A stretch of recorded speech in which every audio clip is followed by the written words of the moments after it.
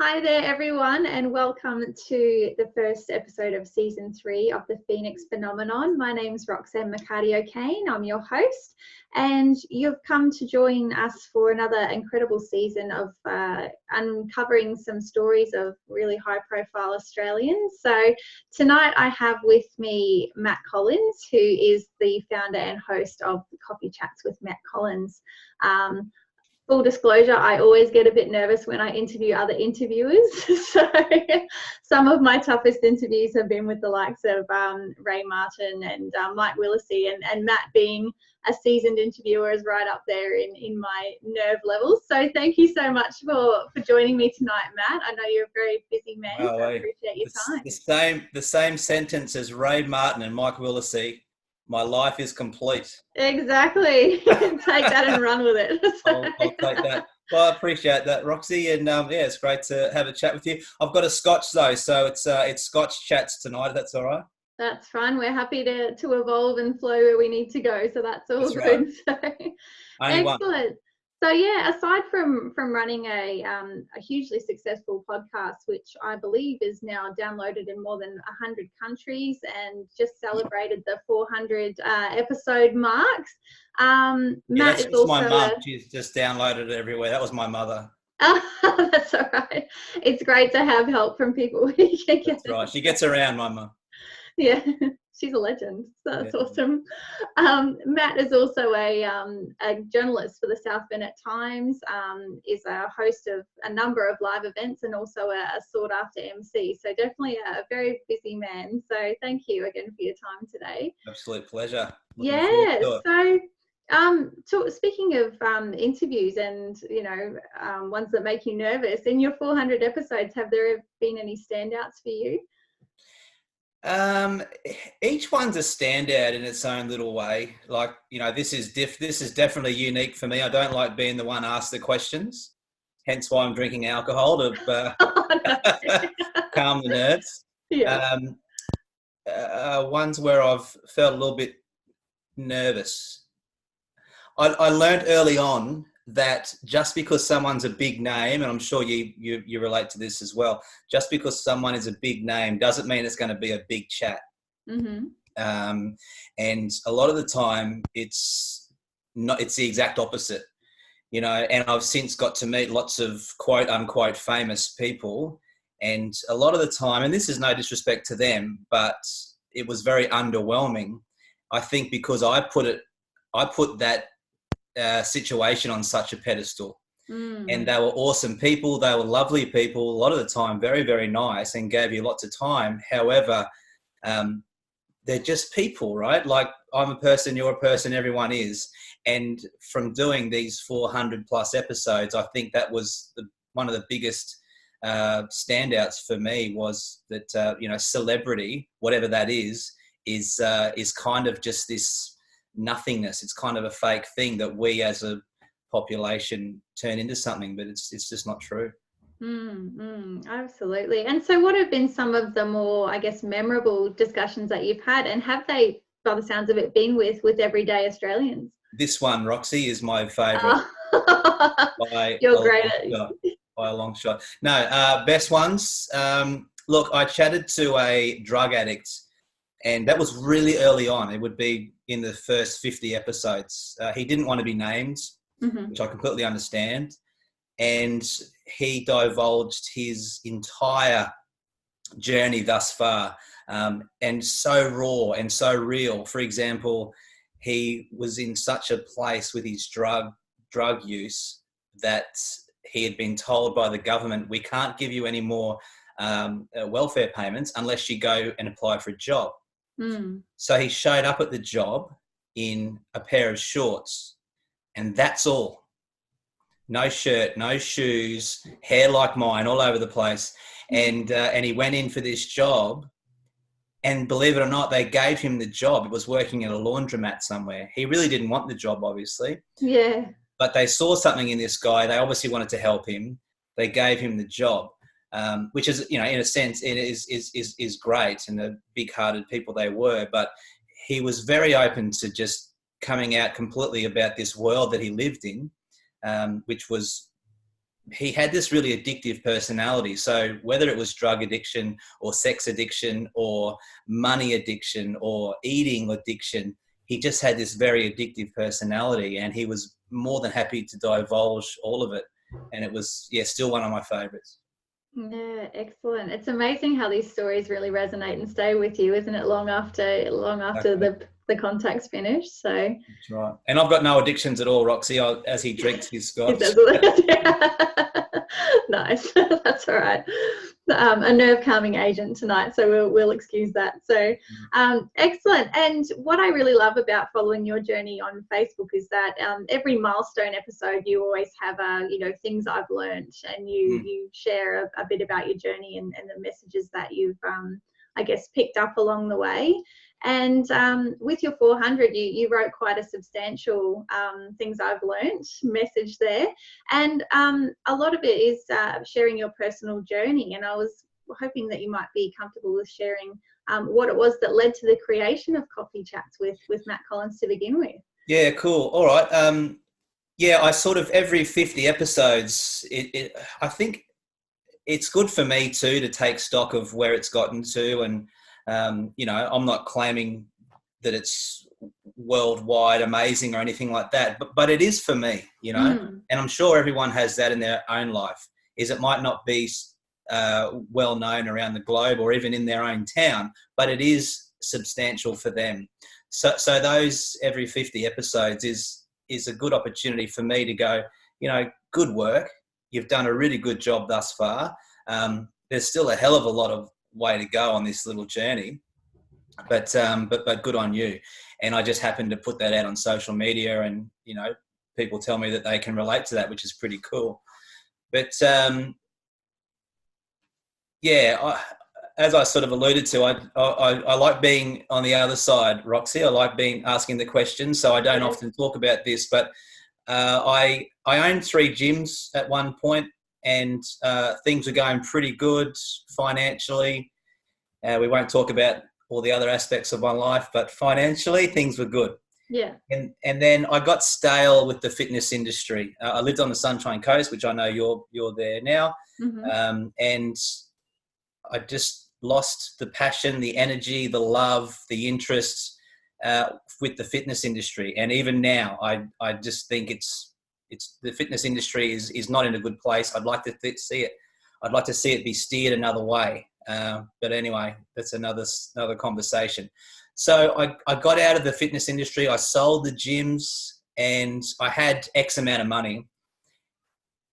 But it's a very dangerous place when you have X amount of money and no idea what you want to do with your life. And I knew I was a pretty passionate guy, but passion with no direction is pretty dangerous. So I had some good friends, and I don't have a lot of friends, but I've got 2 or 3 really good friends. And for me, that's enough. Yeah. Don't want any more friends. I'm happy with that. And they were there for me around that time, which was pretty cool because I was a bit lost. And I spent all the money on stuff that I thought would make me happy. I bought a sports car. I bought a motorbike. I spent money on lots of stupid stuff. And I also bought a business around that time. And looking back now, 10-ish years on, or not quite 10 years on, I bought that business with the sole and only goal to make money. Right. This is an industry where I can make money, so I'll get into this. And that's the dumbest thing you could ever do. If your only driver is to make money, you are going to lose. There's no other which way about it. And, you mentioned Facebook then. I see that a lot on Facebook is, don't you want to make X amount of dollars? Yes. If that's the first message, then you've lost me, because you are not going to win if your only driver is money, because that's where I was. My only driver was to make more money from this X amount of money that I had. So subsequently, that business didn't work. Surprise, surprise. I was hanging out with the wrong sort of people, and it got to a point where all the money was gone, and I still had no direction with where I wanted to go. So I had a hand-me-down car from a family member, which, you know, I'm still very, very grateful for that. But that's pretty much all I had. And I had my son at the time was 10, 11, 12. And, you know, that was really good to have him, because that was like, well, I have to make something of this thing called life, because I've got a child that I need to not just parent, but I need to be a role model for him. You know, so I couldn't go off the rails too much. And I think that was very, very helpful. So I remember driving to the gym one day in my hand-me-down car, and I parked out front of the gym, and I just sat there in the car park, and I had no intent. I'm sure people can relate to this. I had no intention of going into the gym. You did well to make it to the car park. It's more than what I've ever done. That's right. So there I was, parked, and I'm like, I have no desire to go into the gym today.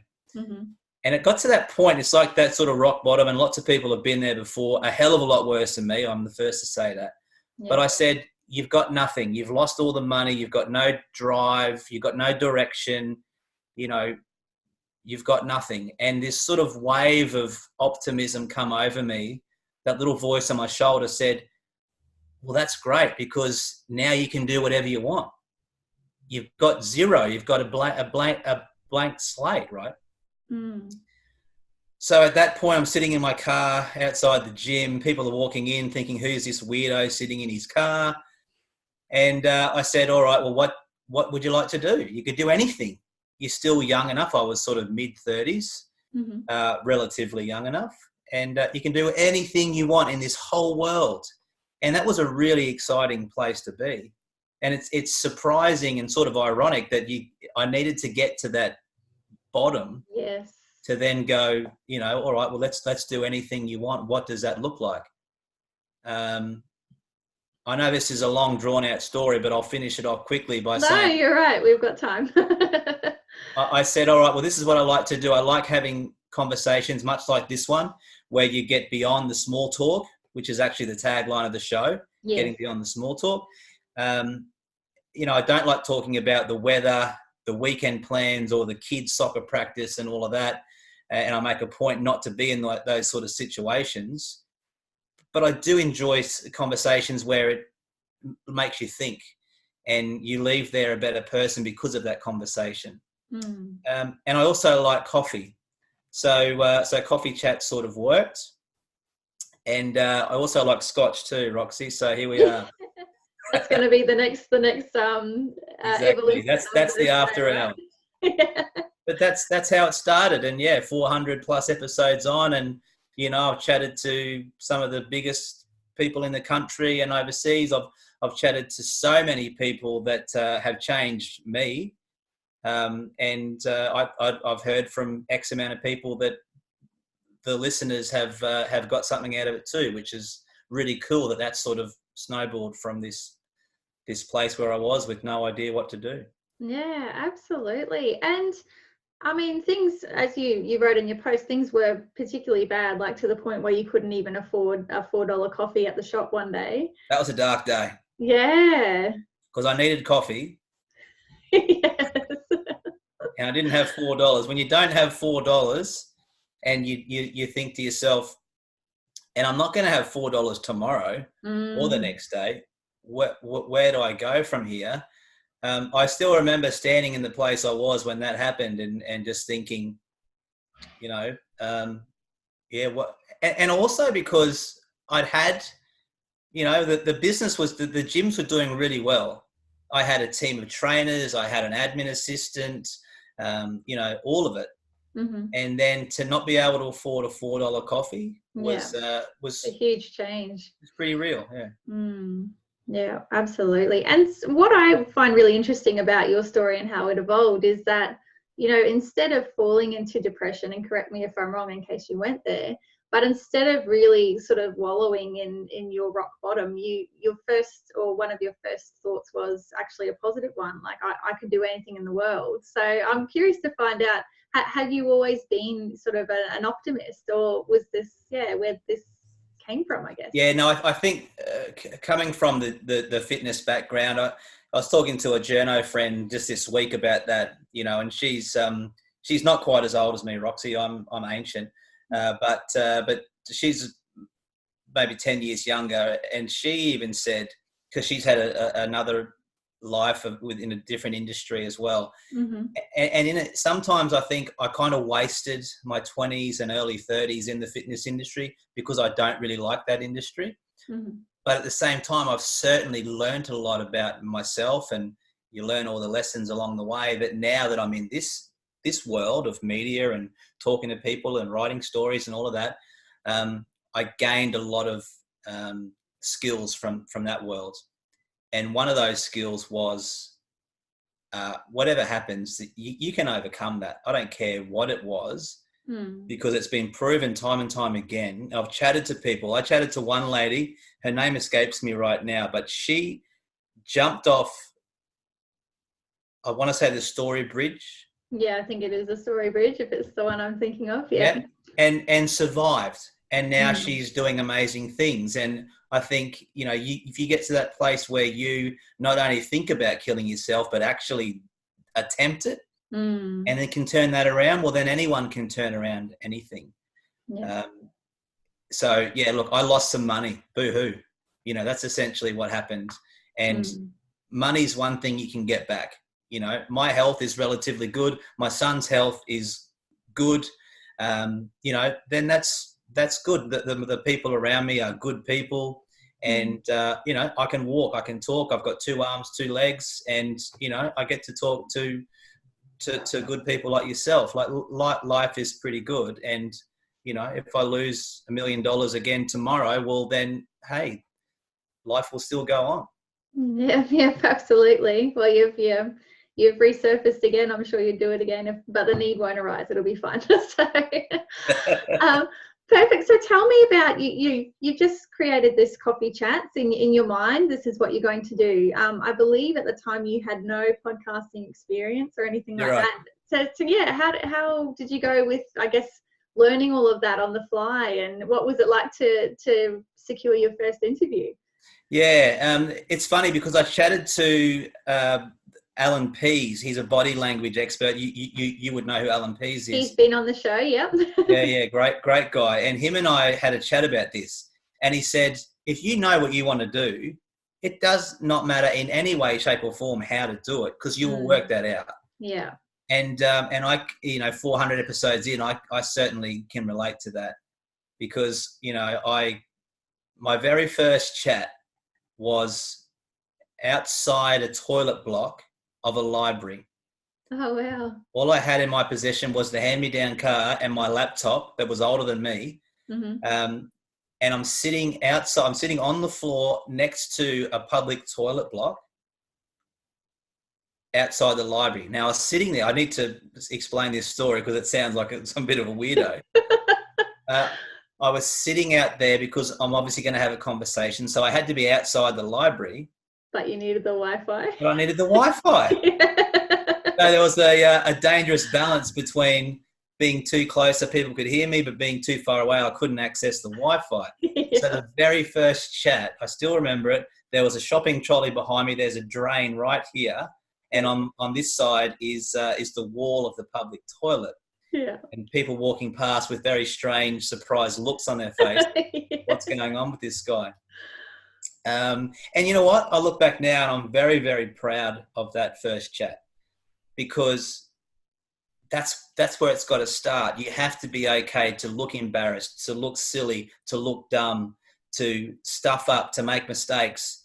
I've chatted to some of the most powerful people in the country now, and yet then I was sitting outside a public toilet and I didn't have $4. Yeah. So I forget the question, but that's the answer. Yeah, no, that's good. I've forgotten the question too, because I got wrapped up in all of that. How did it get started? And I think, early on with, Alan P saying sometimes you don't need to know how, you just need to know what. Yeah, well, and many times the how is what stops people, isn't it? Because they can't quite figure it out or plot it out, so they throw it to the wayside. I remember when I had the gyms, I had a business coach, and I had way too many business coaches, spent way too much money. But one of them said, because I'm in regards to personality profiles, a very high D, a very dominating kind of, if I had to walk from one side of Australia to the other, I would take off, and about an hour later, I would say, oh, I probably should have brought some water. I'm that sort of person in business and in life as well. And he said to me, Matt, you can't be that person all the time. I disagree, because that's how this has worked. I've just been that, let's just do it, and I might stuff up, but you know what? I'm not going to stop. There is no, like I said in that 400 episode, regardless of anything, I just keep doing this. Regardless if no one likes it, regardless if no one likes me, regardless if only my mum listens to it, I'm just going to keep going and going and going. And that's what's happened. And it seems to be going okay. Yeah, definitely. Perfect. And so was there a point where, you did go, okay, this is going okay? Like, was there a switch moment for you? Yeah. In that time from starting, I'd finished a Masters of Business, which was, kind of a proud moment, because I'd had a lifetime of starting things and then quitting and justifying full well in my head why that was legitimate reason. Lifetime cost me so much money, starting things and quitting before I got to the end. So my Masters was probably the first time I'd been, my uni journey started 20 years before I actually graduated. Wow. Yeah. First time I enrolled to when I graduated, 20 years. I'm a very slow learner, Roxy. No. It was a change of tack, wasn't it? There was a science degree and then a PE-based degree. That's right. If I remember rightly. Yeah. I'm very well versed in the University of Sunshine Coast. Yeah. I've been there way too many times, spent Tested way too all much the faculties. Right. So anyway, I graduated from the Masters, and I think that really cemented for me, because coffee chats had started by that point. But it's like, you can finish stuff, you can get to the end. And so it was with this show. It's like, well, you're nowhere near the finish line yet, so that means you just keep going. And to answer your question, when did I know it was going well? I had I'd gotten some exposure because of the Masters, and I got some newspaper stories, because before that time, I had a plot. Once the gym's finished and I lost all the money and all of that, and before Coffee Chat started, I had applied for 2,000 jobs. Wow. And had been rejected 2,000 times. So I've gotten really good at being told no, and just keep going anyway. Yeah. Which is a good skill for people to have, I think. So I got some stories out of that too. People had worked out that I'd been rejected so many times, and so I got a little bit of exposure. Anyway, I got to know a journalist, and he knew about the show, and him and I got to talking, and he said, I said to him, what if I transcribe some of these chats? Because by then I'd chatted to some well-known people. Yeah. What if I transcribe some of these, and, could you put them in the paper? And he was like, oh, maybe not. I'll go to the editor. We'll see what we can do. Yeah. Anyway, they did. And it wasn't long after that they said, hey, these are really good. Do you think you'd like to be a journalist? And at the time I was working in a recruitment job, and anyone in the whole world that's worked in recruitment hates it. I'm sure I've just upset someone, but I hated it. Yeah. And so when he said, do you want to be a journalist? I said yes before he'd finished the question. And he said, look, it's not many hours. We can give you 20 hours a week, but it's something. I said, I'm in. I was doing 20 hours a week paid. I was probably working 50 hours a week. That's just to show them. Yeah. Yeah, but I did that, knowingly, because I wanted them to see that this is the world I want to be in. So I had sort of 3.5 days a week. I was working 6 days a week. Wow. I was doing stories that even other journos were already doing. I was doing them. I wanted to be in this world. Yeah. And within a month of being casual, they said, do you want to be full time? And then it flowed on from there. And by then I was in the radio too. So yeah, the last sort of couple of years has really snowballed from from coffee chats, which is cool.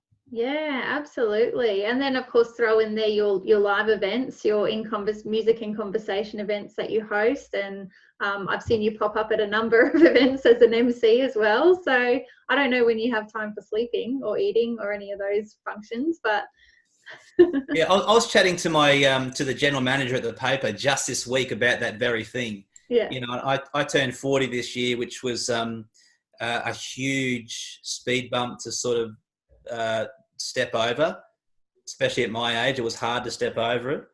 Oh, I'm only joking. I make it about 40. You're speaking to Alan. He's like in his 70s and he's in a rock band and all kinds of stuff. So you've got plenty of years left. He's 100, but he looks about 20, so that's he all right. Does. Yeah. And his wife's gorgeous, so he's in a good place. So that's good.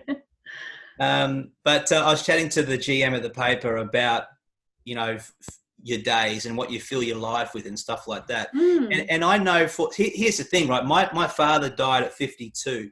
He had a heart attack at 52, and you know, my relationship with him wasn't bad, but it wasn't amazing. So I'm very wary of that with my son.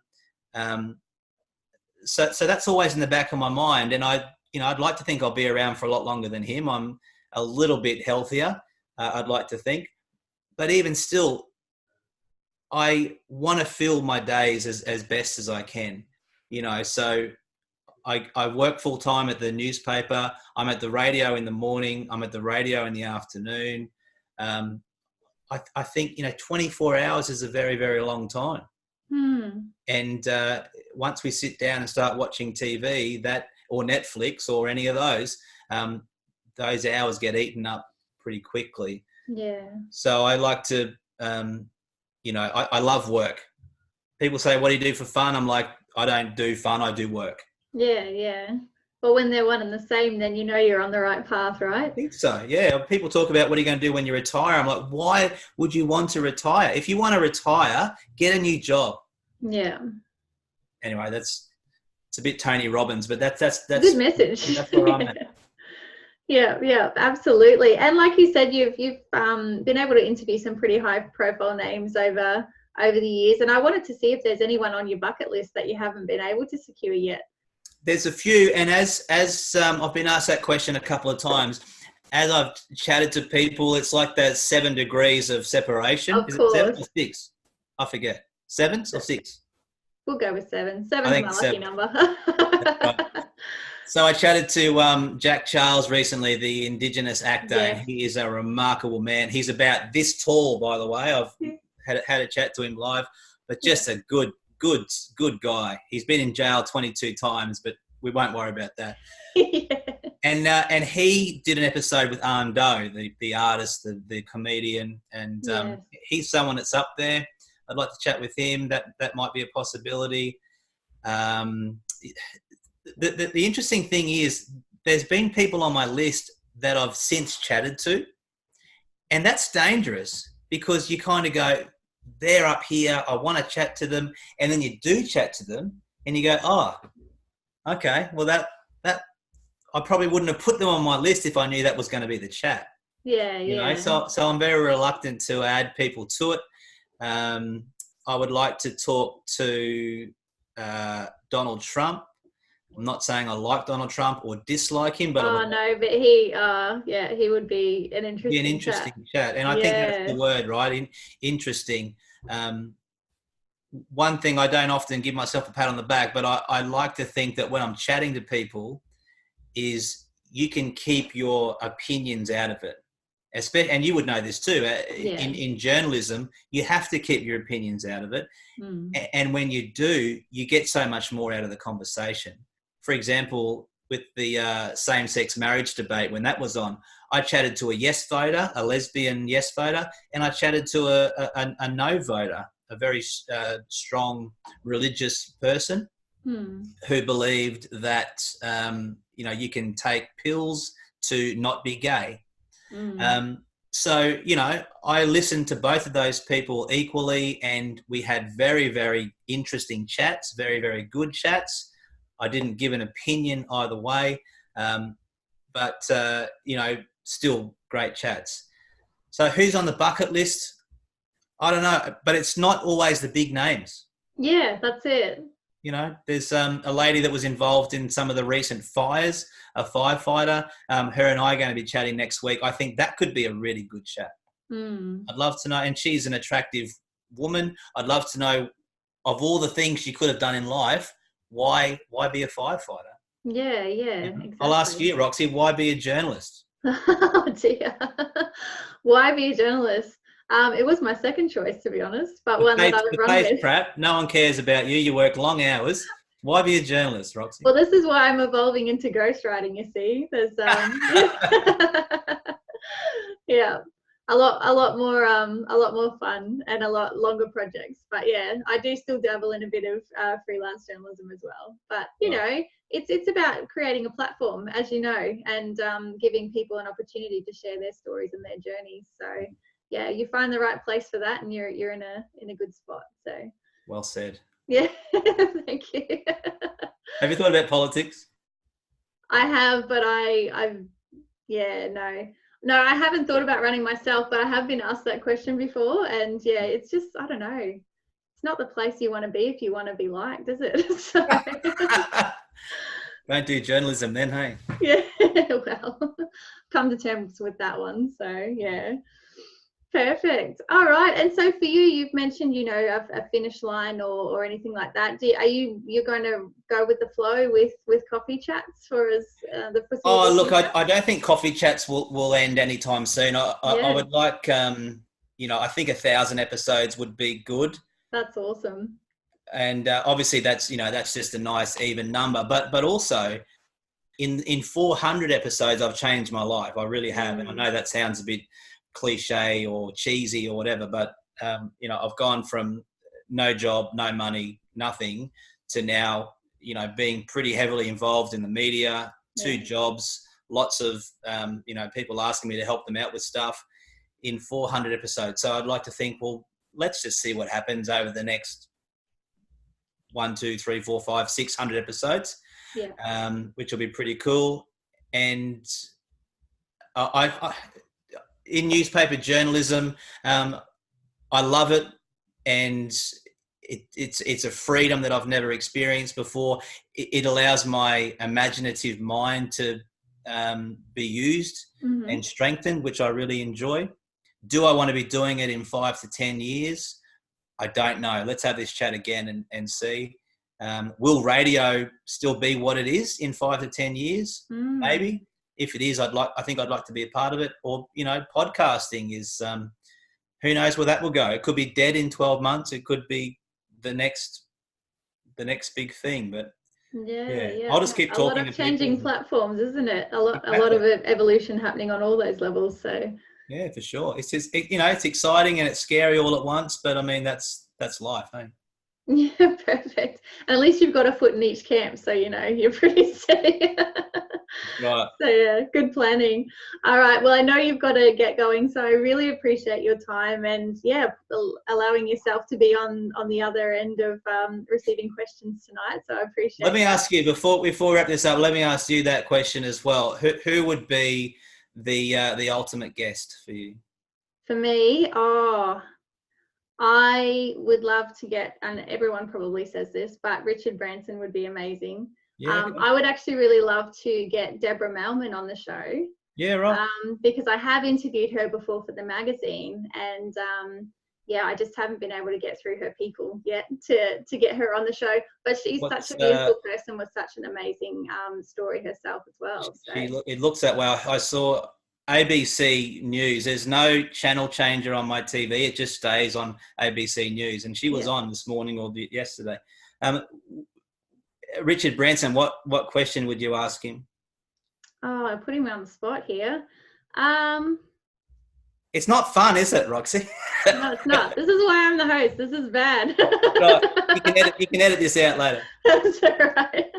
I would ask him so many questions. I've read his books, obviously, so I've got a bit of knowledge there. But yeah, I don't know. I haven't actually. You know what I liked about him was when, in his first book, British Airlines was suing Virgin Airlines for some reason I forget now, The same day he found out he was being sued, he bought the Rolling Stones for $100 million. Now, you know, I have a bad day, someone's giving me a hard time or whatever. The last thing I'm thinking of doing is making a huge purchase, buying a new house or something like that. Yeah, yeah. But here he was being sued for millions of dollars, and it's like, oh, I might just buy the Rolling Stones today. I think that's a good thing to do. Yeah, nothing like a good diversion tactic, right? So, Exactly. yeah, no, he would be a great mind to pick. And I'm listening to Michelle Obama's autobiography as well, and I'd love to, you know, we're talking blue sky, have whoever you want. She would be amazing. So No, we're not. That can happen. yeah, awesome. Now that I've put it out there, who knows what calls I'm going to get tomorrow? That's right. It'll happen. That's it. Well done. Awesome. All right. So for those of you who aren't already familiar with Matt's show and where to find him, he's on just about every streaming platform there is, aren't you, Matt? I don't know about all those things, but yeah, it is. It's on iTunes and all of them. So yeah, perfect. Yeah. And you can also link up with him on Facebook as well. I'll pop some links below if you want to click through, have a watch at some of his incredible interviews, and you know, maybe even give him some tips on who to appear next. I need lots of tips, Roxy. So bring them. Bring it. Thank you. Awesome. Well, thank you again so much, Matt, for your time. Really appreciate it. It's been Nice really great for you to share your journey. Hopefully some people have taken some inspiration from what you've been able to, how you've been able to turn your life around, and we might see some more incredible people emerging out of the woodwork. Nice one. Great to chat to you, Roxy. Thanks. Wonderful. Thank you.